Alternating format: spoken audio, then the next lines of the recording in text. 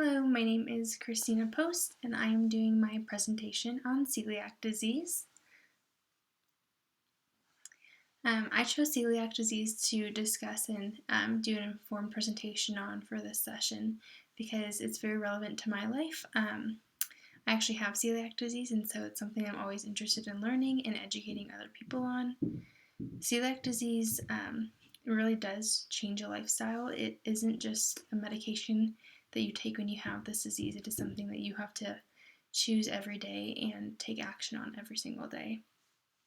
I think this is a relevant topic to inform my peers about because it is very common and a lot of people are taking part in this lifestyle of eating gluten-free for celiac disease.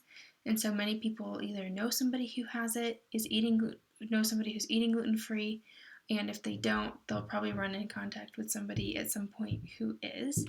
I want people to be educated on it, and so that it isn't an unknown thing and it's just comfortable and people can have a basic understanding of this disease since it is so prevalent. It is an autoimmune disorder and it's developed at a lot of different ages. People are diagnosed at different stages in their life, and it doesn't really have a certain time that it comes out for every person. So celiac is a hereditary disease, so you have to have certain genes to develop this sickness, but it doesn't always happen to every single person who has the genetics. So when people have these genes, I have them listed here, the HLA-DQA1 and the HLA-DQB1 and non-HLA genes. I got this from a website, and GARD was the publisher of the website that I have cited, and they can have these genes, but they have to be awakened through environmental factors. So just because somebody has these genes does not guarantee that they will develop celiac disease. People can be more susceptible when they have these genes, but they aren't guaranteed to develop it. This is just a picture of DNA, just showing that it is a genetic disease that can be passed down through generations. So celiac has some very common classic symptoms, they are called, and these are going to be symptoms of malabsorption, which include diarrhea, steatorrhea, weight loss, and growth failure in children. This is from the Celiac Disease Foundation. These are very, very common, and you can see these in a lot of people. That's why when anybody is having some of these symptoms nowadays, they definitely test for celiac. And they can look different in every single person. They can have one, they can have two, they can have all of them. And they can have some other things too that are called non-classic symptoms, but they aren't very common. The main treatment is a gluten-free diet. That is very common. That is how it's known to be treated. It's a 100% gluten-free diet. You can't have any gluten. Gluten includes wheat, barley, and rye, and sometimes oats, but it's pretty easy nowadays to eat a gluten-free diet. There's a lot of options. There's also, you can take vitamins and supplements for different vitamins that you're missing.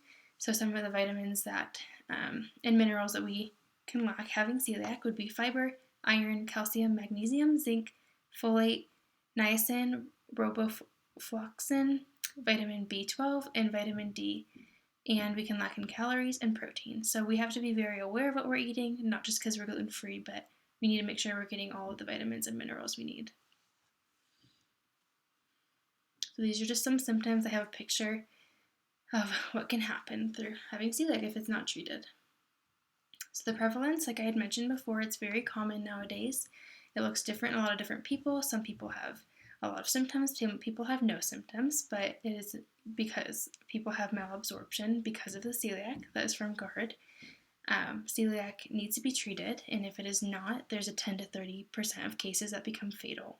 And so it's definitely worth treating your disease, and it's only a food choice. It's not a medication or a shot we need to take every day, so it's definitely doable, especially with all the changes that are happening in the world, and it's a lot easier to follow that diet. I learned also that you can start to heal once you are following the diet of gluten-free. I think that's really interesting and new to me. I didn't know that was possible. So it said that healing can occur in about 3 to 6 months in children and up to 2 to 3 years in adults.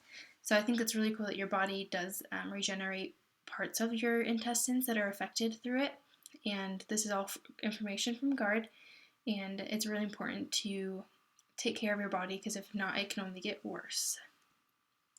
So this is an example of foods that you can eat that are gluten-free. So a lot of things that people who have a gluten intolerance or have celiac disease will eat will be foods made out of potato or rice or tapioca or some other starch that isn't wheat. Some things that we can't eat are obviously breads. I think a shocker for a lot of people is we can't have beer and we can't have a lot of sweet treats that a lot of people get to indulge in, so that's a bummer. But there's other things we can eat, so that's good. So in conclusion, celiac is an autoimmune disorder that develops over many ages and stages for a lifetime. It doesn't go away, although we can start to heal. It's not a cured disease. It's very common and very treatable. This is from Cleveland Clinic. And it's very common, so I think it's good for people to have an understanding, a basic understanding of what celiac is and how it is treated. That way we can help other people have a better understanding, whether you're eating with somebody at a restaurant or going to a grocery store and picking up something for a house party. You're able to accommodate people for their disease. These are my references, and thank you so much.